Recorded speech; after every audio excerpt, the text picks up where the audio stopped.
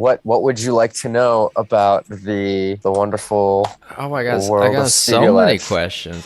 We just like started talk. I didn't even do you know what, let me do an intro real quick and then I'm Okay. gonna cut and paste it into it's what I'm gonna keep this part too. Hey everyone, welcome to A Couple of Apes, where I talk to people who love the work they do, unlike the majority of the population that are miserable all the time, because I just don't why are you gonna do that to yourself? You shouldn't do things that make you miserable, like eating mushrooms. They're disgusting, so don't do that.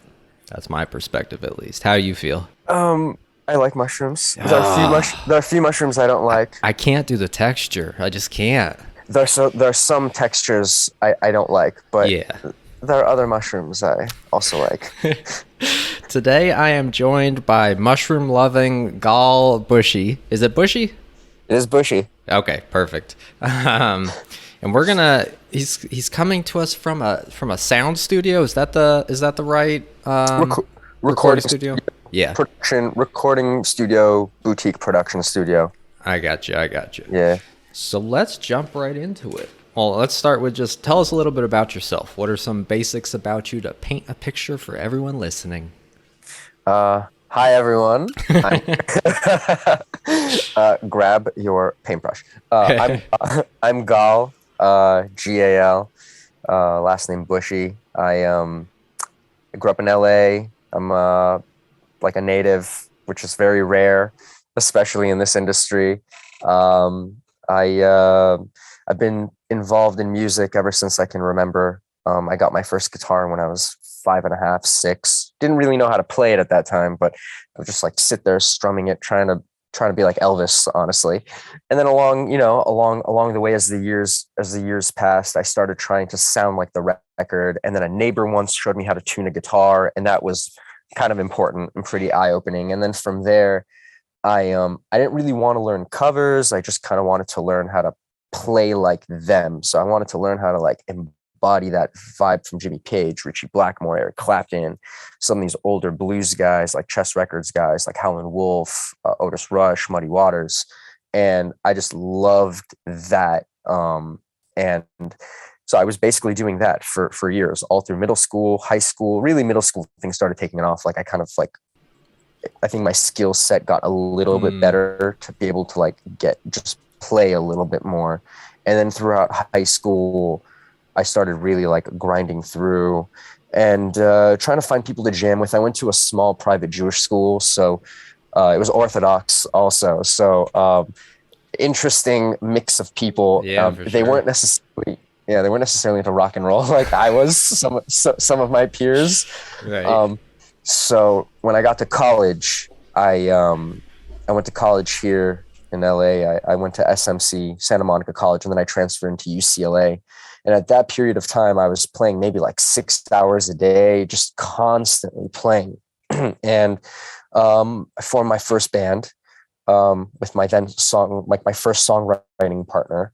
And then we had a great run. We played together for like 5 years or so. And in the process of making the first album, we were called Bushy Stock, which was a mashup of my last name and his I last name. got you. Feigl Stock. So it's either going to be Bushy Stock or Feigl Bush. So we went with Bushy Stock. And and when we were working on that record, I was sitting with the engineer, and ultimately it was a horrible experience, but it was a really eye-opening experience because I learned how to take this vision that I had on stage and apply it into the studio. Like all of a sudden, being one guitarist, I didn't have to do what four people are doing at once and picking and choosing parts. Right. Like I could layer. I could add more texture and details and sort of like step back and look at the whole picture of what the vision was and approach it in different ways. So at that time I was working in marketing. I didn't like it. And I needed a way out somehow. And one of my very close friends, Andrew, was telling me about audio engineering school. And so I figured, well, I'll go check it out. And I checked it out. It was a school here in LA. And I was like, you know what? Let's do it. Like I don't know that I want to be a session guitarist or that I want to just be a guitar. The band broke up at that. Like, so the band broke up, and then I was like, what am I going to do with myself, with my life now? I'm 24, I'm about to hit that quarter life crisis. And like, I have to do something, and I don't want to just go work a job basically. And I come from a family and a mindset of being self-employed, self-sufficient, entrepreneurial mindset. It's very Israeli. My parents are Israeli. I'm a first generation American, and that's something that in our culture is very prevalent. You have to be a hustler, in the best of ways. And so I was always, and I didn't want to give up on the hustle. So I figured, why not? Let's go. Let's take a risk. Put my balls on the table, as my dad likes to say. I've never heard that. Yeah, I think it's a Hebrew. It's a phrase in Hebrew. It's like, ooh. What? Yeah. Yeah, like skin in the game. You got to put some skin in the game, so to speak. Put your balls on the table. Yeah, put your balls on the table. I mean, that's probably going to be your YouTube cover thing. That'll be it. Hello, guys. Welcome to Put Your Balls on the Table with Gall. If you ever start a podcast, that should definitely be the name of it. You know what? I don't hate that.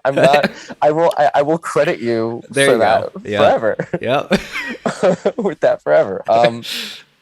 But yeah, back to my rant. I ended up, so I went to school.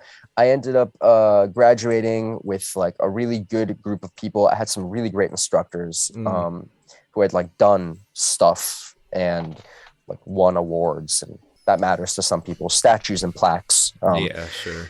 And but it was really cool to learn from these people. I ended up getting a runner position. A runner basically means you have a minimum wage position, and you clean. You do a lot of custodial arts. You really learn how to mop. You really learn how to wipe down windows, doorknobs. Exactly where you want to head. That's exactly where you want to be. And I get it. These big studios, they're running like a hotel, like a very exclusive 5-star hotel. Everything needs to be tip top. Right.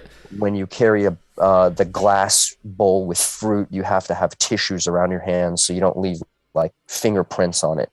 And there were some A-list celebrities that I would serve sandwiches to. Oh, really? Yeah, for like a couple months. Wow. Let's see, that was a while ago. I mean, I'm sure the NDA is up. I mean, a little Uptown Funk. Oh yeah. Wow. Yeah. Nice guy. Yeah, I'll bet. Very, very nice. You don't exactly say, "Hey, how you doing? Good morning. Sure. What's going on?" It's more like, what do I need to do? And then like, fly on the wall in, fly on the wall out. Absolutely. Yeah, but I wasn't there for very long. I was 26. I was 24 when I was in school. I was 26 when I was at this studio, which I will not name. I was like, man, people have been working here for like 3 years and they're still mopping. Like they haven't touched a fader. I understand what's happening here. They're basically, they found a loophole. They have a system to keep this going for them with low overhead. And I'm just like not fresh out of high school. I can't do this. Right. So I left. And then I ended up in a smaller studio, but super hands-on. And then I worked my way up to basically having keys to the place. And I like rewired like the back of the console. We would, this thing behind me where all the cables are cabled in. Wait, hold on, which way? This way. You can see some of that spaghetti stuff. Yeah. So that's called a patch bay. So you have to route all the stuff in the back. So I learned how to solder. So I soldered the patch bay at the studio and stuff. And like, I got a lot of really amazing hands-on work. But after like 3 years or so, well, my mom got sick. She had some kidney stuff going on. And I felt like I needed to grow. And I just couldn't do that there because of the overhead. And, like I understand like they needed to make money and they, it was cool. It was just a time where I just had to grow. So I went to London in 2018 for like like vacation for like a month, and then I had this like epiphany one night. I got pissed drunk at a pub, and I was like, I need my own studio. That's it. It's done. Like, I can't do this anymore. So on the way back, I was already thinking of like, okay, how do I do this? How do I do like, what do I need? What can I handle? Honestly, like biting off more than I can chew is easy, but like what can I maintain this? Sure. And like rent out here is crazy, Sure. Overhead out here is nuts. So and there are so many studios also. Like you kind of have to be ready to know exactly what you're going to do, and I didn't want to just spend a whole lot of money that I wouldn't be able to make back. So I figured what I really need is a vocal booth.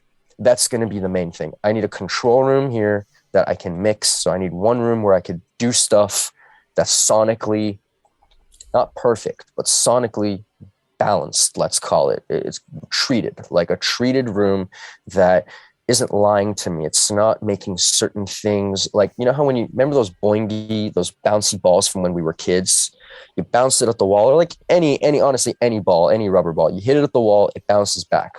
That's how light works. That's how sound works. So you need to have certain tools, like this pad over here. There's like, the whole room is like, is treated. There's this big thing in the corner right here. It's going all the way up along the wall. That's called a bass trap.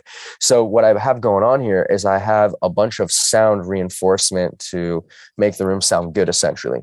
And then I have a vocal booth over there. That's where we do like a lot of the recording. Like all the vocals end up over there. There are guitar amps and bass amps in there and stuff. And so we just mic it all up. And so I figured I need to at least have that, because drums are going to be committing to drum, because it's not just the drums. It's not just the room. It's the equipment to run it. You need to have enough channels, enough microphones, cables. You wouldn't believe how expensive cables are. Sure. Like shoots way up there. It's the accessories. It's not like it's all the things to get to that point. And so I went on Craigslist. I typed in vocal booth. I found this place. I connected with the owner, and I got an interview. I interviewed with the studio manager, and I really appreciated that, because the place, it's not a lavish, extravagant 5-star hotel place. The place is clean. It's filled with professionals. It's not a bunch of recreational activities like smoking weed, drinking, all that, like that, like in the studio world, that's very common. All right. And that's fine. But you have sometimes a culture of rowdiness and disrespect to the studio. Sure. And if you're running a room that's $2,000 a day, that's fine. You have maybe the ability to maintain that. Maybe you have a tech on staff. If you're a smaller business, right. Like, this is a non-smoking facility. No one in the building smokes. We respect each other. I mean, people go outside and smoke. That's fine.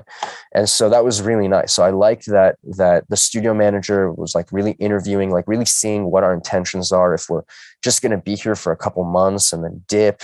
So it was a good community that we came into. And it took time. Like, the console wasn't here. The console came in not this past Thanksgiving, the one before. So like a year and 2 months ago. And the rack, like all the gear and stuff, like all that stuff, it took time to build. It didn't happen overnight. Sure. And that's basically it. So when I left Blue Road and I was in London, I was thinking, how do I build a place to cater all my needs and really think a few steps ahead, not get ahead of myself, but just think a few steps ahead of what I may, where will I be in 3 years from now? Because maybe now I'm not there yet, but let's build it so that I can handle it. So we ended up building a mirrored screen up here for ADR and VO. So that screen, I'm horrible at this. Okay, so this screen, it's very hard to point at stuff in a camera. I know, it's mirrored. I don't know why it shouldn't be this hard, but this screen is mirrored to a screen in the booth, so that when voiceover artists and ADR is automated dialogue replacement, like in a movie, if we shoot a scene at a cafe and it's very noisy, we have to redub we have to recreate those. So we re-record the lines, but you have to see the lips move. Right. So the director and the talent are both seeing the lips move up on the top screen together. And then the director, or whoever it is, the vocal coach, whatever, they have talkbacks. So they hit a pedal, they can communicate with the artist in the booth. Yeah. So like stuff like that. Yeah, that's basically what we do. Yeah. No, that's awesome. Seems like quite the setup you got there. It's Thank you. Yeah, it's interesting how you gotta prepare for so many different like you said, you got the voiceover, but then you also got the music. Like there's just so many different aspects and things you need to prepare for if you're going to be open to such a wide variety of people. Sure, absolutely. Genre included. It's not like recording techniques. Look, the basic principles of recording are the same, and production is the same, but certain tools lend themselves better to do certain things, and one may or may not be familiar with some of those, those palettes if you don't listen to that. Like when I started, I didn't listen to hip hop when I started. I had no idea. Yeah. But 6 years in the game, you listen to a lot of hip hop. You end up working on a lot of hip hop. Right. A lot of auto tune. Now, hypothetically, I need to get your opinion on something. Hypothetically, if someone went to like some discount store and they had like cutoffs of like 3 pieces of carpeting, and then they had like a frame just sitting around, how much do you think that would help with their sound dampening? I would say that in a hypothetical situation, I do believe that it would probably help dampen a little bit of the higher frequencies. Just a little bit, yeah.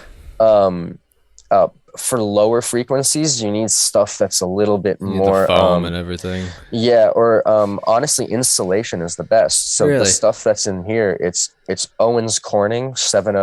I don't know if we got 703 or 707, but you go to Home Depot, they sell it in bags, like these big bags, and they're sheets. They're 2x4s, and they're 2 inches thick, I believe. So we just got 4x4s. We had them saw them in half. Right. And then we built the rectangle with L frames, with like an L hinge or whatever. Right. And then we just placed the sheets inside, covered it up with fabric. That's pretty cool. There's so much. God, when I started doing the podcasting stuff and I started researching, because you got like sound isolation and then sound dampening and then trying to stop sound bouncing around. There's just so many aspects that people don't realize. And I'm sure even with all of my research, I know 5% of whatever you have to worry about. And even as an engineer and producer, like you know about these things, but this is why we hire an acoustician to come in and measure stuff and find workarounds. Like this is the way that their creative brain works. If we slightly angle the speakers this way, then this happens. And then it's like, man, I just want to cut some records. Like, Right. Yeah. Sometimes when you get like really specific, you're like, can this just be, I just want to work. Yeah, totally. I know exactly what you mean. But it's crucial. Otherwise the room lies to you. Like what ends up happening is you'll hear, so with the reflection example that you were giving, let's say we have one frequency that happens to be in this particular spot where I'm listening, it happens to be magnified because of the way that it's bouncing. When it comes together, it's like, the pieces of the puzzle come together and then it blows up, but it's not really that loud. It's just all the reflection coming together, making me think it's that loud. So I make my adjustment based on that. And then I go to my car or I send it to the client and it's like, whoa, the bass is like eating, like, where's the mix? It's yeah. But for your purposes, you don't need to worry about that. Yeah, sure. The other thing there's got to be a big difference in is, because I know like filmmaking stuff and photography, you color calibrate your monitor because you want to know what it actually looks like, because every phone, every monitor, every TV is going to look different, but there's this agreed upon color calibration. And then with sounds, it seems like it's, you listen in your car versus I listen on these headphones, everything just sounds different. Yeah, it's that's a great point. Something that we try to do is, it's called translation. We try to make the mix translate across all devices. And obviously it can't be perfectly, you know, like equal across all devices, because Sure. they're different. I mean, not every speaker can recreate the same sound. Right. But the goal is to at least have it be balanced. And then what a mastering engineer does, excuse me, a mastering engineer takes the mixed file, which is all the blended sounds together. So all these faders, each one has its own thing going into it. We blend it all together, process it, send it out of these two faders, the master, and that's it. That's your mix. And now it goes to a mastering engineer who, assuming the mix is good and the mixer did a good job, the mastering engineer can now take this and prepare it for proper listening across all these devices.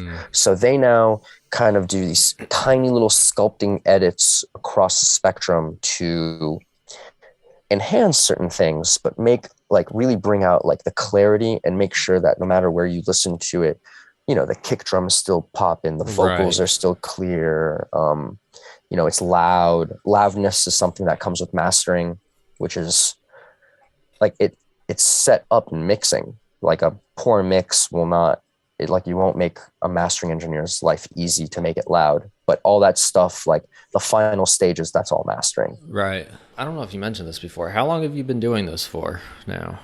Like, Well, for yourself at least. Like how long? for myself, maybe 4.5 years. Yeah. 5 years. Nice. Yeah, What do something like you- that. And I take it you prefer, now that you're doing this on your own, you prefer it much more than working for someone else?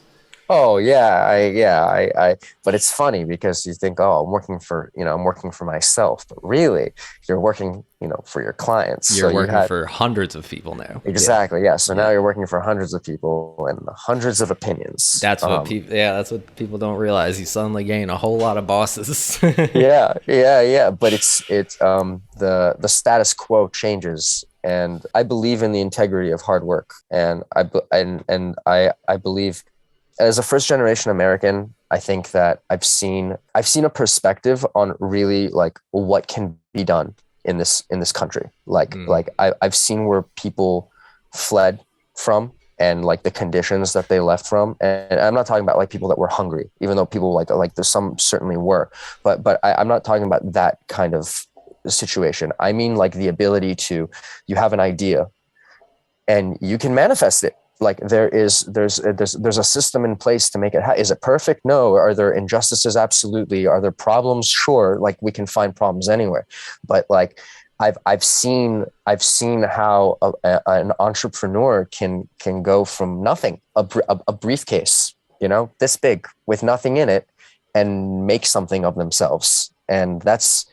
not possible in the same way in other places.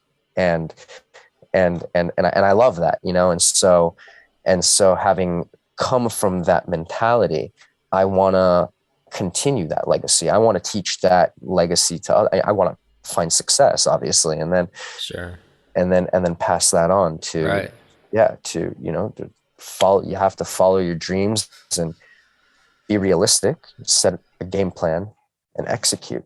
Yeah. No, absolutely. One step at a time, and you will eventually get there. Yes, absolutely. So when did you decide this is what you wanted to do? I know you talked about having a guitar when you were a kid, but at that age, were you already thinking? Yeah. Unfortunately for my parents, I was, Parents get very nervous when you start talking about artistic things. Very, very, very nervous. I'm not gonna lie. My mother was hoping for a doctor or a lawyer initially. To be fair, I was pre-med in the beginning of college. Oh, were you? I did give it a shot. I interned with some plastic surgeons, doing mostly reconstructive. Like cosmetic is cool, but the reconstructive is where like burns and God forbid, like things like that. And it just wasn't for me. You have to be really driven and passionate in that field to compete with some of these brilliant minds that are entering that space.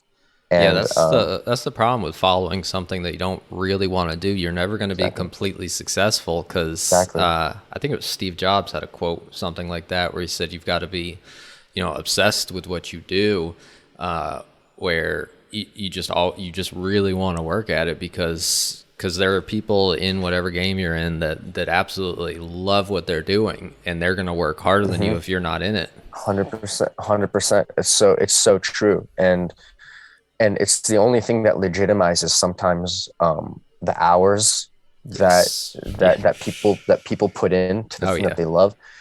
Because like for someone else, putting in 8 hours is difficult, let alone putting in 12, 15. But when it's your thing, putting in 15 hours is Makes not really huge difference.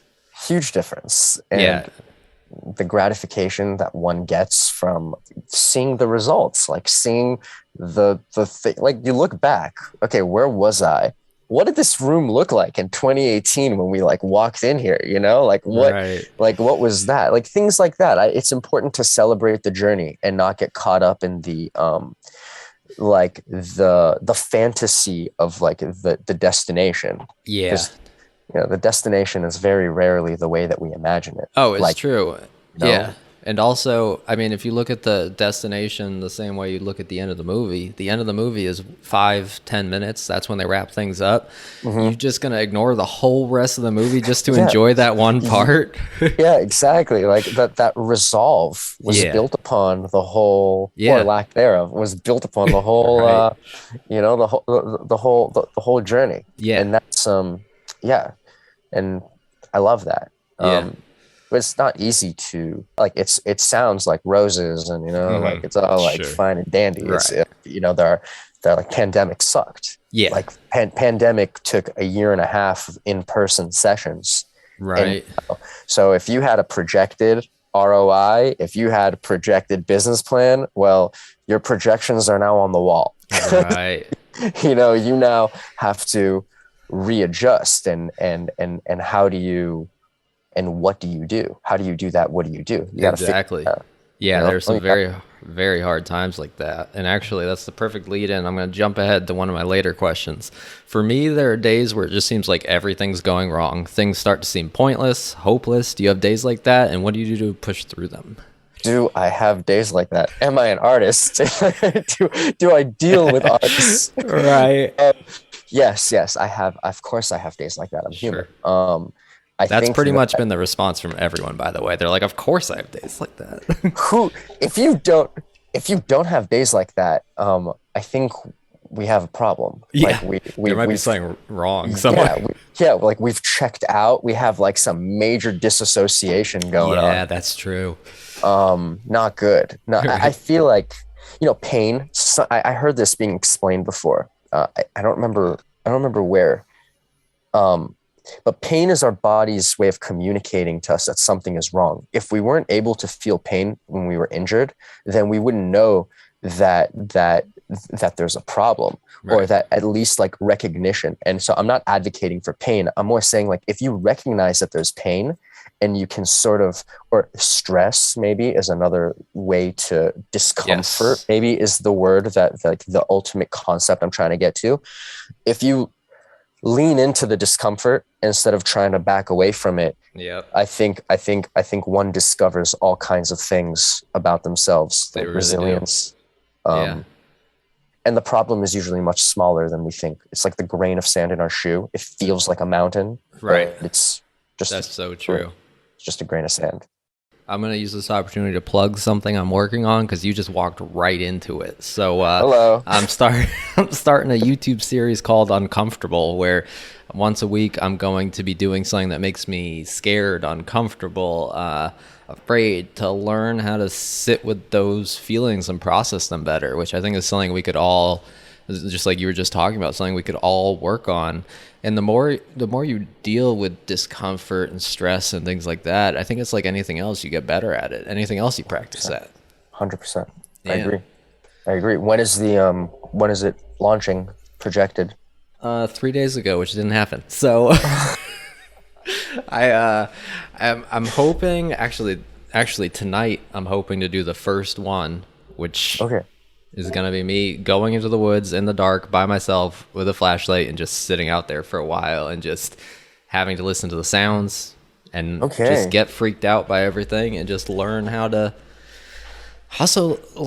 deal with it, learn what am I actually afraid of in this moment, and why have I been running from these things my whole life when I could have just faced them and gotten better? You know, 100%. I'm 31 now, and if I had done all of this when I was 15, I'd be in a much better spot. So, I mean, better late than never. Yeah, definitely better late than never. But you know, maybe now is the time for you to do that. I actually do enjoy nature at night. We don't really have woods or forests out here. We do, but not super close. And then everything is actually closed at night. You're not really allowed to go into some of these places at night. Yeah, they usually do. Yeah, around here. I don't know if in other states or in other. It's pretty much the same. Pretty much the same. Yeah, they don't want the interesting creepers. You know. Yeah. It is a whole different experience, though. They should set up certain days where maybe they can have like a park ranger out there or something to monitor, because it's a fact. Like, I love to do it with another person, and like even like going out in my yard at night, looking up at the stars, listening to the different sounds that happen at night. That's great. It's when I enter into the forest when I can't see what's coming, and you hear like those little footsteps moving towards you. It's terrifying. Yes. And the night is loud. Like, the nature at night. I went to Joshua Tree maybe like 6 months ago with my girlfriend, and we were sitting outside and we're just listening, and it's so loud at night. Like, it is popping. Like, whatever's going on in nature, it is wild. We just don't notice most of the time. We have so much other stuff. It's true. Yeah. But I think you touched up on a great point there, like being, fear of the unknown. And that's sort of I think what every entrepreneur, anyone going after anything, and it's somewhat taking a risk, right? Even though most of the time we don't really have that much to lose, it feels like a risk, and it's that uncertainty which is frightening. But then I also think that part of the overcoming of that is, besides leaning into the discomfort and the fear, or it's like looking back at your experience. Well, if I was able to accomplish this at that time, I certainly can do. Yes. Like, I can do this again. Yeah, no, absolutely. Yeah, especially also for anyone that's listening to this and they're like super down right now. If you push through whatever hard thing you're going through right now, if you overcome this, it's not going to be easy, but if you overcome it, the next time something difficult happens, you're going to look back and be like, oh, I made it through that. I can make it through this. So absolutely. It becomes a real powerful thing to look back on, whether it's big or small. Absolutely. Yeah. What's the craziest thing that has happened to you at a job? Any wild stories? Any crazy things not covered by NDAs? Yes, for sure. The craziest thing. Okay, this all happened in the old studio. I don't attract this kind of energy to me, and let us not attract this energy. Right. Okay, like, we're not like jinxing here to the powers of the universe, the vibrations of the world.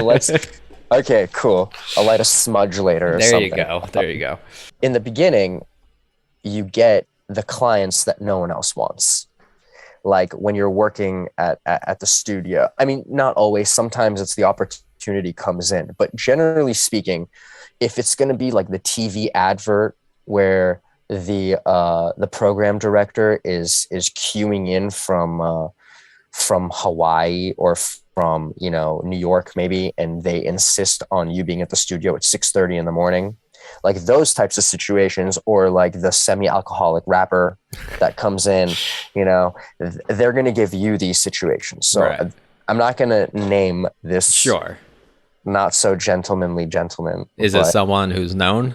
No, not at No. all. Okay. I mean, Okay. in his mind he is, but no, not at all, man. No, this guy, so he used to come in with his wife, Uh, and you wouldn't know. Like the sessions would vary. We would start sometime between 11 a.m. Sometimes we would start at like 2, 3 p.m. But you didn't know when they rolled up, and they were always an hour late, hour, 2 hours late. Which is fine because they have to pay a deposit to secure the I booking. got you. And so yeah, normally it's like pretty common practice to take a 50% deposit. And this is kind of why, because of some behaviors that pop up. And so anyways, they would come in and they were rowdy, and they would come in and you don't know if they had just started the party or if the party was just ending. Like at what point of the booze, for sure, like a lot of alcohol. Weed is fine. That won't really do much. Sure. Mostly like the potential pills, Right. and alcohol. That's like that was like the problem. And that's actually not even a problem. I honestly don't give a shit. I'm there to run a session. If you're under control, yeah. That's the thing. I can't have you being violent towards yourself, other people, and especially not the studio. Well, sure. especially not other people, but like, Right. I can't have you like, the console and things, equipment. I can't have you being like, getting angry because you can't deliver a take and then want to kick down the door. Like, it's not going to fly.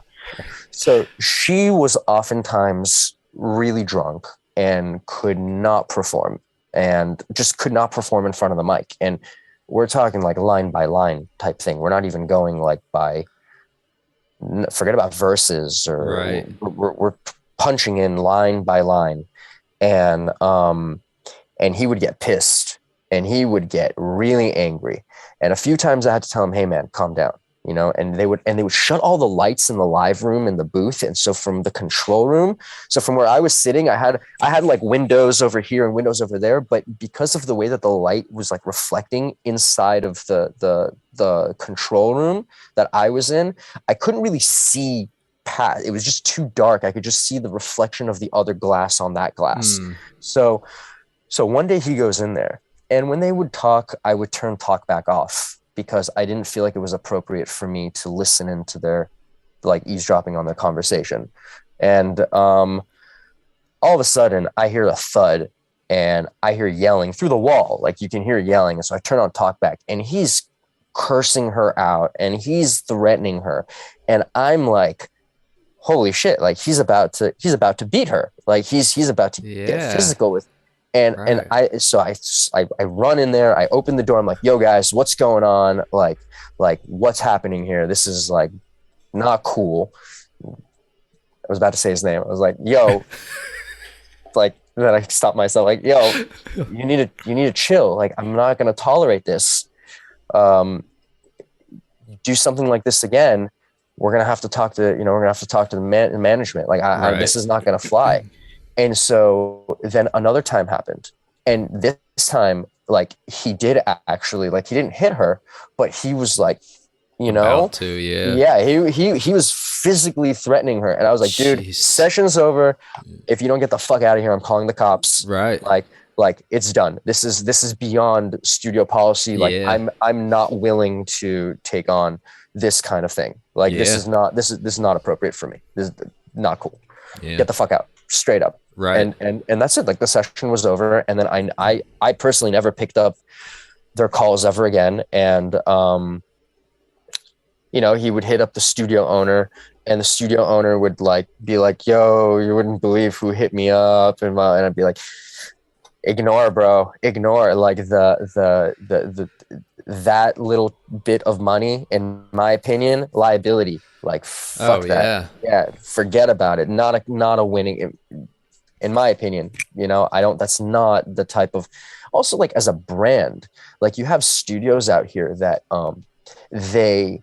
their reputation is such, not just because of the records that they crank out. There's like integrity to the place. Like when you go here, you're getting a certain, you're getting something.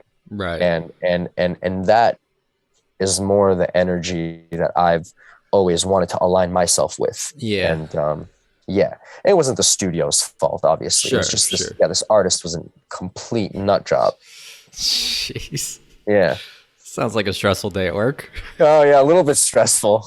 A little bit stressful. Kind of throw off your whole day, huh? Yeah, it puts things into perspective too. It makes you wonder, like, oh my God, and like, shit, like, I need to get paid more. For real. Seriously. God. Yeah, I wouldn't want to put up with that either. Throw off your whole energy for the day too. You just don't feel good after something like that. No, not at all. Not at all. That's not what we're about. That's not what we're about. No. Sure. Yeah. That was the craziest thing. And then, I don't know, you see in other situations, you see other things like, I mean, I think it just depends. Like, you see like sexual activity occasionally. Do like, you? Yeah. One time an artist needed inspiration, so she called her husband into the booth and she gave him a blowjob. Wait, the artist? Okay. Not here. Not here. Not at this. It was at a different studio. Right. Yeah. Everything's we'll make it clear. Everything is safe at your current location. Yes. No. Like we do not do that at room 2. Room 2 does not engage. I mean, not like that. No, so the artist needed inspiration. So she was like, I'll just do this, and this might trigger something. Yeah, she literally called her husband into the booth, and she was like, "You can leave talk back on, honey, whatever you want." And like, no problem. And I was like, I'm gonna go. I don't know if I can even go outside. I don't know what to do. I'm just gonna scroll on my phone right now. Like, God damn it. That's crazy. Yeah. I mean, it makes sense. Yeah, you'd interact with a lot of big personalities. Artists, you never know what you're gonna get. You really, really don't. Going forward, what are your goals? Are you already where you want to be, or are you heading towards some big macro goal that you have in mind? It's a great question. I'm not where I want to be, but I think I've reached the point now where I'm ready for the next leap forward. If I think back 3-4 years ago, the decisions I made then led me to where I am now. Mm-hmm. And so I think that from here on, it's just expanding, but expanding in like at an appropriate rate. Like not to burn myself out and not to take on too much. Like I do think that eventually another live room will probably come in to the picture to do like drums, horns, strings. Not necessarily like a room as large as these like massive studios, but just to expand on what it is that we can do in here in terms of production. And I think that I've dabbled around in enough of the genres that I kind of know where my strengths lie and where I wanna be, and I feel more comfortable passing work along to people that I feel like may be more appropriate for that. That's always a good point to reach. Just continuously growing. Never really want to reach a point where I feel like, oh, that's it. I'm like, if that's yeah. No, that's exactly. What I always say is I want to be happy, but never content. Yes, exactly. And constantly exposed to new situations. That's what keeps things exciting.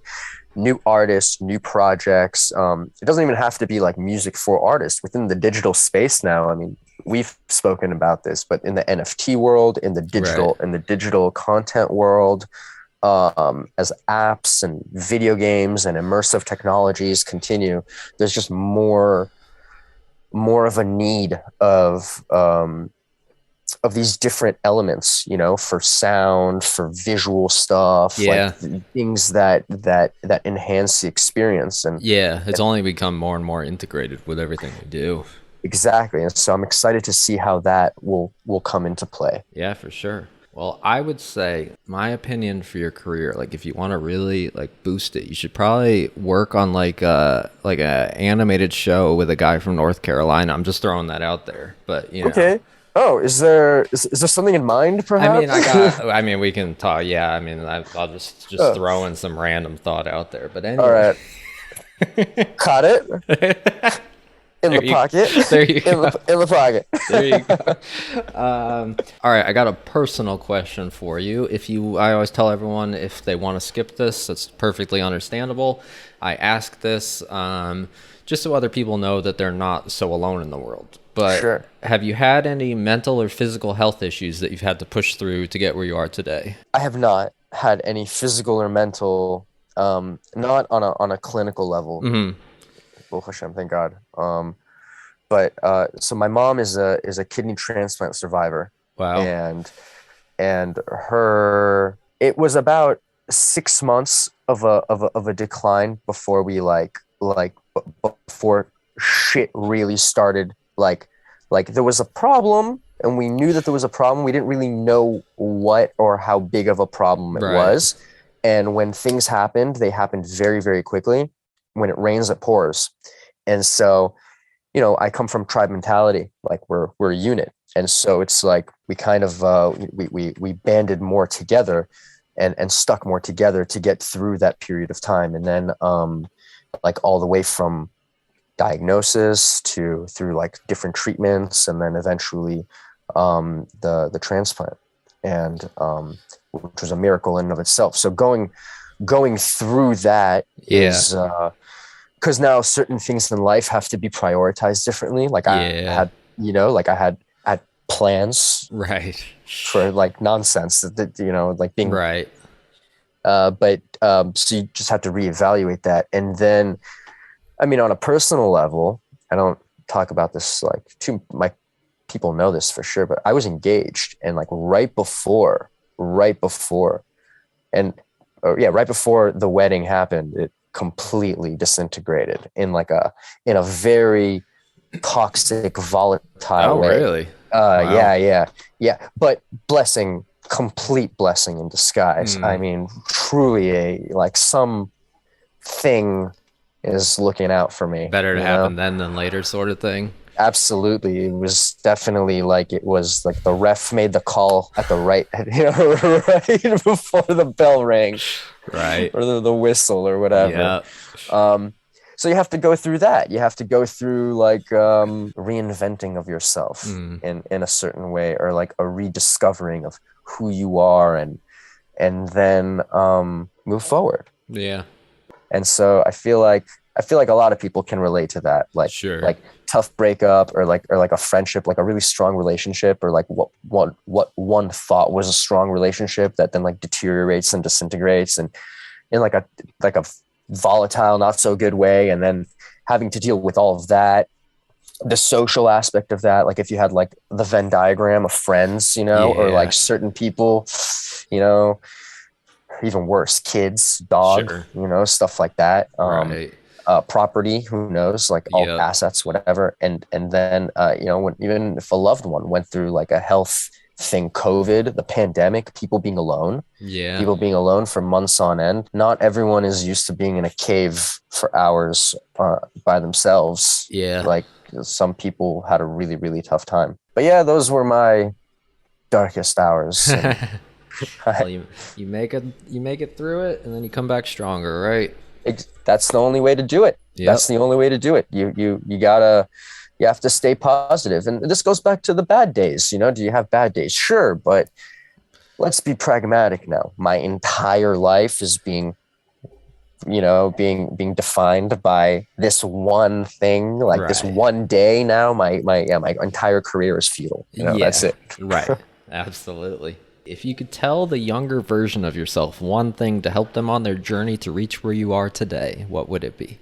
Surround yourself with people that empower you and that uplift you, and recognize that it's going to be difficult, but that you are going to have to get rid of the people that put you down if you would like to pursue your dreams and aspirations. Yeah, no, that's a good one. It's a good one. And that's a real tough one too for a lot of people. People usually drag it out way longer than they should too. And then you look back and you're like, why didn't I do that sooner? Yeah.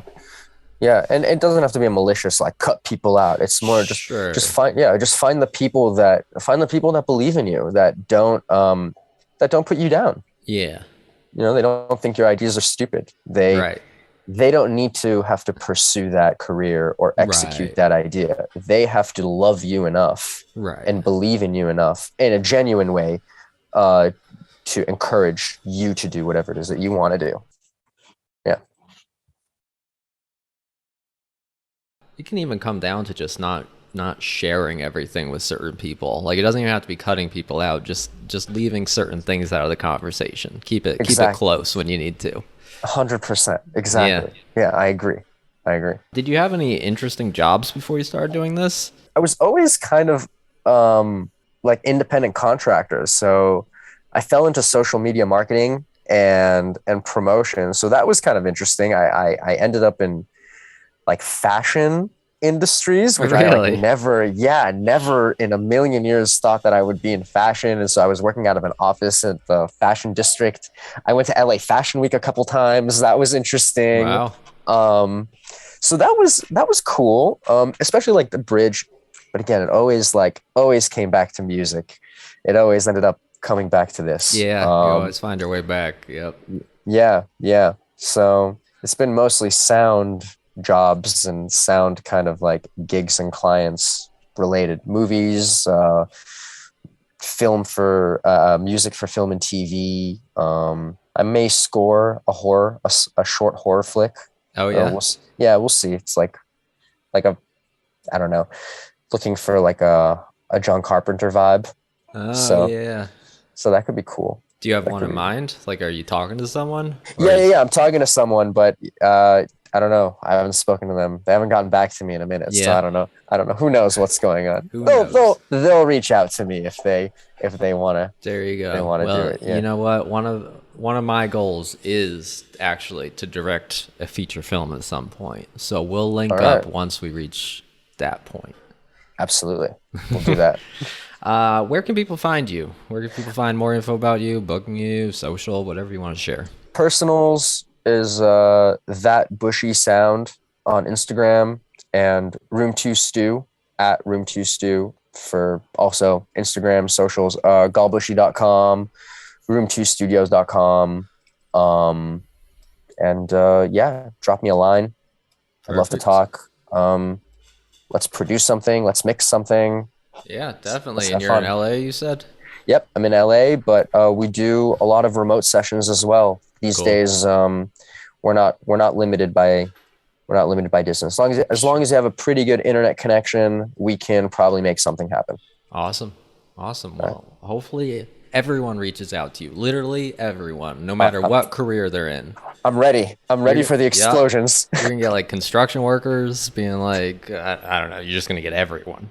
Just everyone. Let's do it. Just everyone. This podcast is brought to you by Ape, which makes a whole lot of sense because I co-own Ape. So Ape is an all-natural and eco-friendly skincare company where we believe that the health of our customers and the health of the planet should always come before profit. Why wouldn't it? What is with these sketchy companies out there?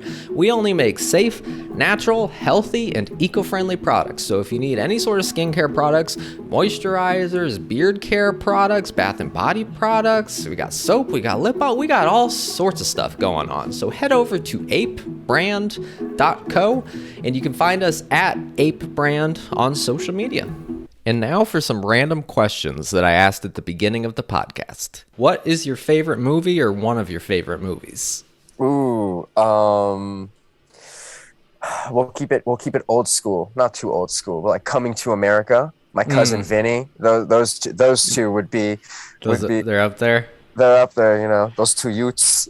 I think I only saw Coming to America when I was young. I actually don't really remember it, and I've never seen My Cousin Vinny, so I got to get caught up. Oh my god, it's hilarious. And well, Coming to America it's just a trip, dude. The first one, not the most recent one. I don't know what that was about. No, you didn't. You weren't feeling it. Yeah, no. No.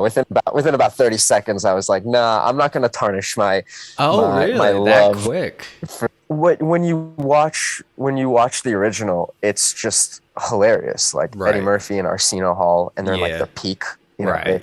I mean, they just couldn't care about anything else. Yeah. They're like, they're on fire. But yeah, so those two are up there. I like Mafia movies, Goodfellas, Casino. Yeah, mafia movies. Mafia movies are cool. I mean, I'm half Italian, but as far as I know, I've got no mafia in my family, which is very disappointing.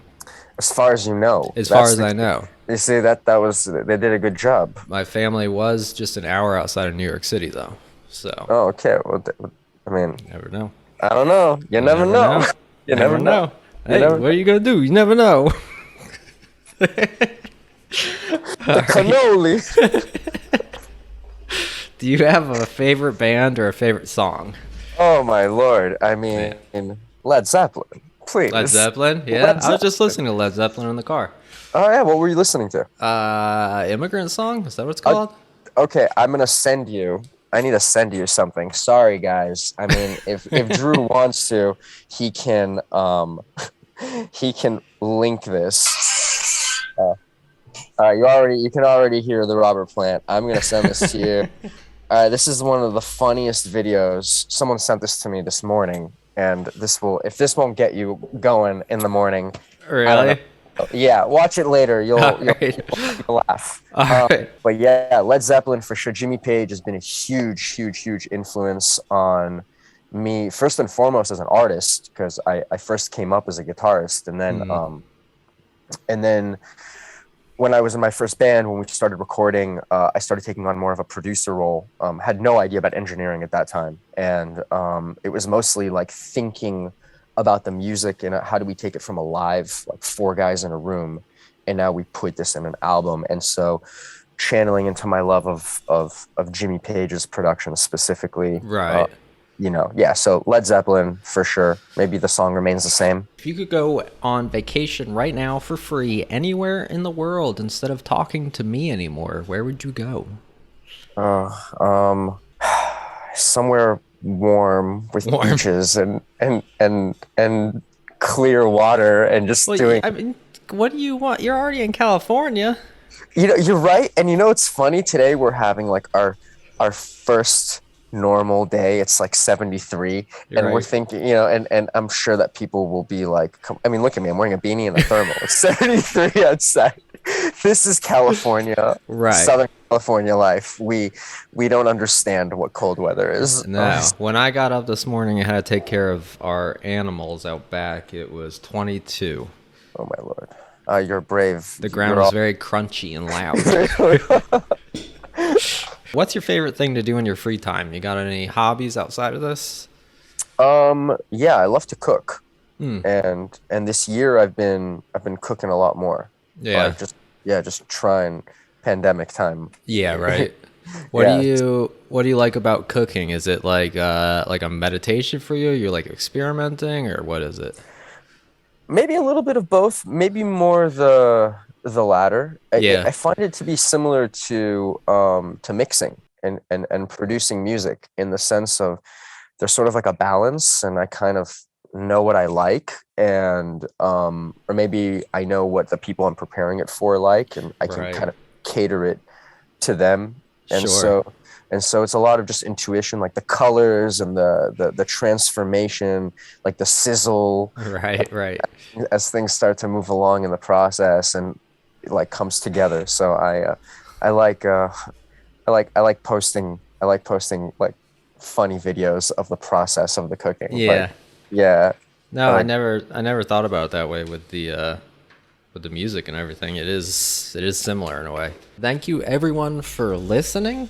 I appreciate it. If you're watching this on YouTube, please do like, comment, subscribe, and watch every single other video I have. And then if you're listening to the podcast version, you're going to want to subscribe there too, and then leave a very nice review, because don't you want to spread some kindness? You really should, because if you don't, that's kind of douchey. Anyway, thanks for listening. Bye.